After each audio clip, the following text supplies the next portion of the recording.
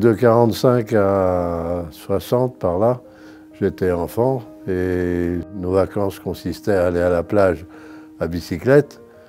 Et je dois dire qu'on allait souvent à Saint-Jacques et la route n'était même pas goudronnée. Il y avait une petite route qui passait par tous les villages. Et puis il y avait évidemment le train aussi, mais c'était un train à voie étroite, à voie unique, qui marchait avec un quart. On faisait même du chauffage dans le train. Il y avait un petit poêle pour faire le feu pendant l'hiver. Donc c'était pas du tout un moyen pour les touristes de visiter la région. Parce qu'ils faisaient effectivement Saint-Gildas à Arzon, mais ils mettaient 2 heures pour faire Arzon-Vannes, quoi. Mais je l'ai pris, je l'ai vu. C'était un train assez folklorique, assez amusant, avec un peu le train des cow-boys, quoi, avec des balcons à chaque bout, enfin c'était amusant. Notre grand amusement consistait à aller faire peur aux gens qui arrivaient en train ou à mettre des choses sur les voies, on ne devrait pas le dire, des citrouilles qui éclataient, et alors c'était notre plus grand amusement. Peut-être pour ça qu'on a supprimé ce train, il était trop dangereux pour les malheureux qui voyaient éclater des citrouilles au passage de Quérailly. Et il n'y avait aucun passage à niveau, donc le train sifflait un bon coup. Et malheur à celui qui se trouvait sur la route parce qu'il ne pouvait pas freiner, même s'il n'allait pas très vite, il ne freinait pas sur 20 mètres. Je suis parti en pleine nuit en char-à-banc du centre des pupilles de Vannes pour arriver, donc 20 et quelques kilomètres après, par les communes que vous connaissez, c'est-à-dire Le Poulfan, Tex, Noyalo, Saint-Armel, Saint-Colombier, Carles-les-Vénans, etc. Donc à cheval et en char-à-banc. On prenait la voiture le matin. Et on arrivait vers 6 heures le soir. Je me souviens des premières voitures passant le dimanche à Kerbigotte. Ça faisait tout drôle, parce que donc j'étais allé là avec mon troupeau de vaches et il y avait des voitures qui passaient devant. Parce que c'était des petites routes. Il n'y avait pas de 4 voies. Alors c'était compliqué. Et même ma grand-mère, elle allait en diligence jusqu'à Vannes. Ah ben, l'autocar était très populaire. En particulier parce qu'il emmenait tout, même les bicyclettes qui étaient sur le toit du car. Alors le car s'arrêtait dans chaque village, il montait et descendait les bicyclettes et les paquets et les valises. Et en plus, tous les arrêts étaient principalement les cafés de tabac, les bureaux de tabac. Et à chaque fois que le chauffeur s'arrêtait, il déposait les paquets, il déposait les passagers. Et il avait droit à son petit verre de vin. Donc à la fin du parcours, heureusement qu'il n'y avait pas de contrôle d'alcoolémie à l'époque. Ouais, mes 15 premières années, il n'y avait pas de route, donc on est bien d'accord, c'était des chemins. Il y avait un chemin pour aller à Penvins, un chemin pour aller à Couette-Namour, un chemin pour aller à Sussigno. Et puis tout d'un coup, donc, il y a eu la route Sarzeau-Penvins qui s'est agrandie. Et vous dire ce que ça a apporté, ce qu'apporte une route dans un endroit où il n'y en avait pas, quoi. L'époque, c'était la 2 chevaux, sur des routes qui n'étaient pas des autoroutes. Et encore, nous avions de la chance parce que mon beau-père me raconte que dans les années 30, lorsqu'il venait à Saint-Gildas-de-Ruisse depuis Paris, ça prenait la journée et on crevait entre 2 ou 3 fois en faisant le parcours puisque les routes en Bretagne étaient essentiellement faites avec des morceaux d'ardoise. Ce monde-là se retrouvait à Coufournic, nous étions 45, 50 et j'ai vécu ces souvenirs extraordinaires de vacances. Je passais toutes mes vacances ici. Autour du puits, autour des chandelles que nous allumions, parce que nous n'avions pas l'électricité.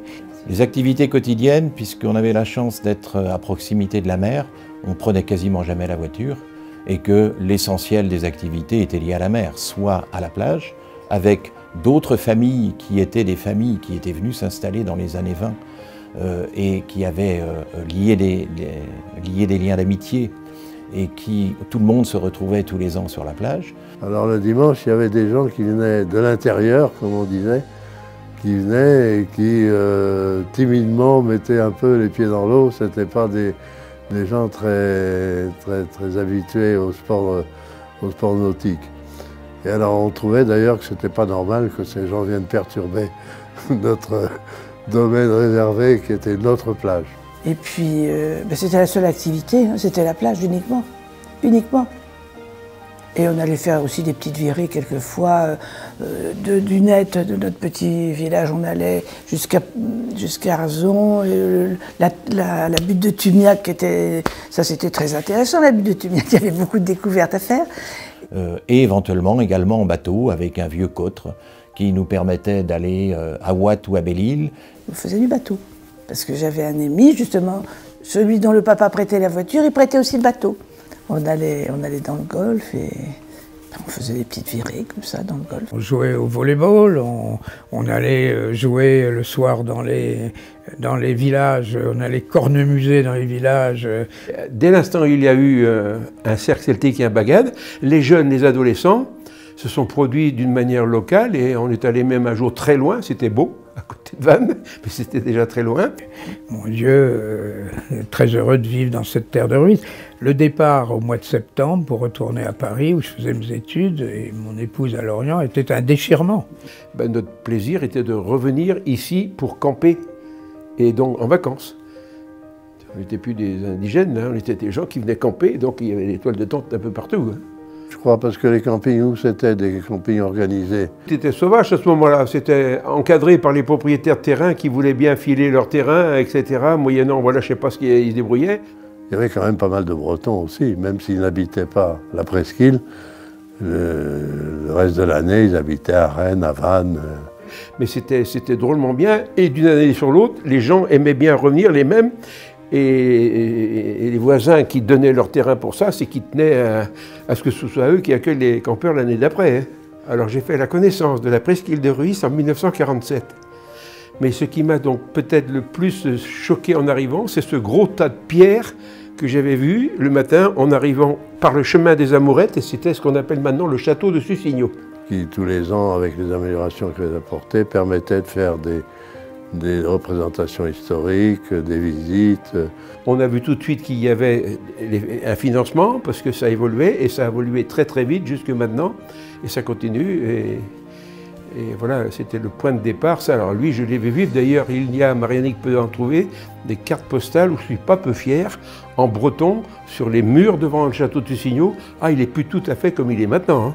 Les deux locomotives du tourisme sur la presqu'île, ça a été le port du Crosti et le château de Sussigno.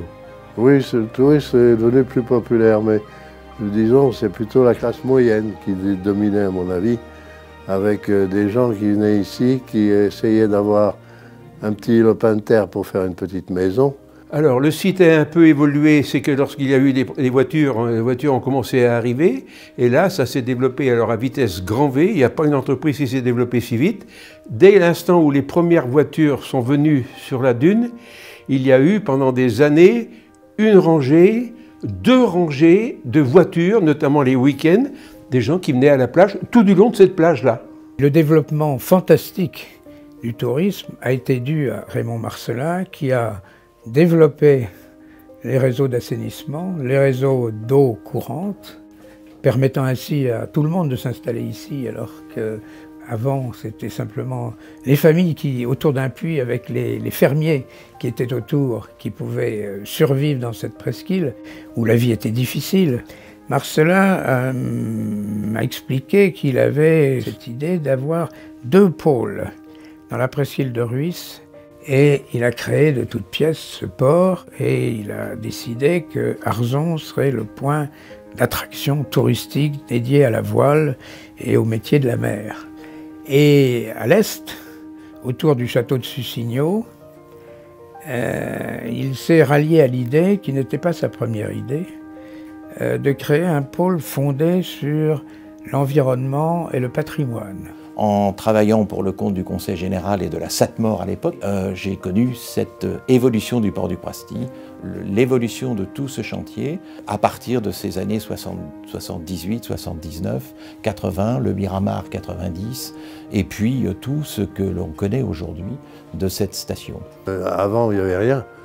Même, je pourrais dire que quand j'étais gamin, j'allais pêcher des grenouilles à l'emplacement du port actuel parce qu'il y avait un petit étier. Ça a beaucoup changé et c'est un pôle d'attraction important pour le tourisme de toute la presqu'île, certainement.